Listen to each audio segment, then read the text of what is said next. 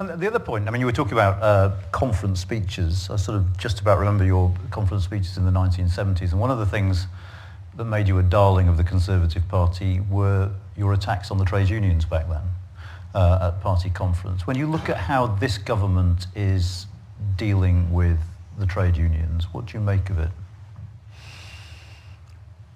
I think that not a lot has changed since the Labour Party produced a white paper in 1968 called In Place of Strife. And that confronted the issue, who governs?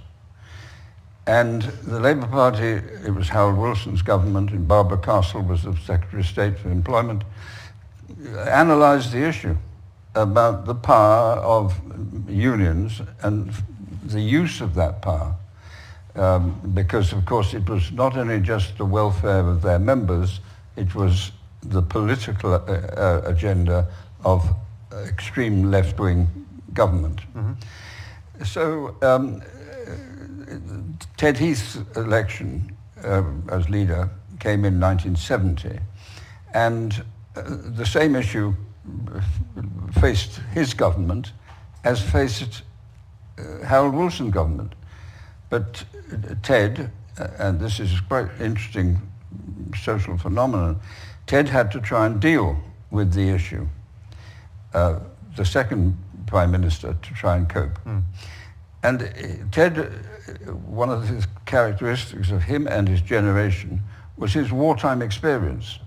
So the men and women who served in the armed forces, and Ted did, had learned the interdependence of people, of classes, a social background. They'd been in it together. I mean, Peter Carrington, for example, commanded a tank. Well, if you're in a tank with a couple of guys from a working class background, you can't sort of see a social division as something that matters. You're all in it together. But that atmosphere was very much present in the period after the war. Mm. And so the idea of a confrontation, I mean, at its worst, civil war, was absolutely anathema. And that was all tied up with the treatment and approach of the unions, to the unions. Well, we all know the story of the miners, and that was a confrontation. Again, the same argument. If Ted had fought the election on February the 7th in 1974, I think he'd have won. He delayed. Why did he delay? To what extent did Peter Carrington and Willie Whitelaw influence him and confirm him in his desperate anxiety not to have a confrontation of the sort that was discussed? So Ted lost 2 weeks.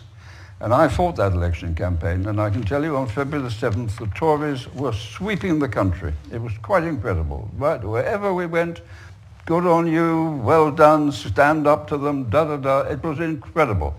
On the Monday before polling day, it all went dead. Bang. Everybody looked away. And Wilson is reputed to have said, we'll catch them in the last week on prices. And you did. Interesting. Anyway, so Ted lost, and in Labour government. What happened? Another rerun of the same story, the winter of discontent, probably the worst manifestation of union militancy any government of the post-war world faced. We couldn't bury the dead because the undertakers were on strike, but that was just one of a vast range that destroyed Jim Callaghan's government. But the important point is Ted Heath's government, who'd lost in 74, came back. Different leader, but the same people. And those of us who had fought through all this, we knew what had to happen. We had to change the law. We had to establish the fact that in the end there were rules and regulations and the trade unions must abide by them.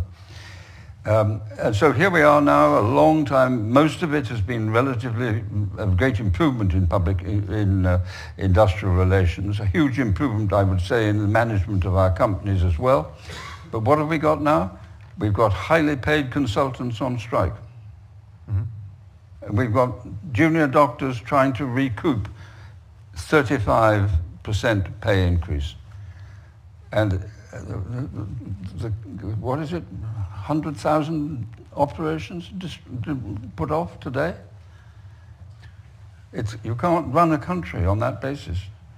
But, look, I'm very aware of the danger that I'm quite into this 1970s thing, and I could look at my watch and we could spend the whole hour. I'm going to try not to do that. I'm going to ask you one more question. I'm going to move on to Europe, so we do that, and then we can come back to this if we have time. I mean, you said nothing has changed. It strikes me as a strange thing to say. I mean, the unions aren't what they were. Because it's a very different country now to what it was. They're not what they were because the law of the land was changed, making them, A, behave within the law, but also there were very significant restrictions on, a major shift from public sector to private sector, on the denationalization programs. And the private sector, by and large, is more fragmented and much harder to organize. And you could argue, debatable, the human resources industry has greatly improved within certainly the private sector. I just think that if you are dealing with huge bureaucracies, very difficult to find a way of avoiding the ability of groups of people to hold a country to ransom. Okay.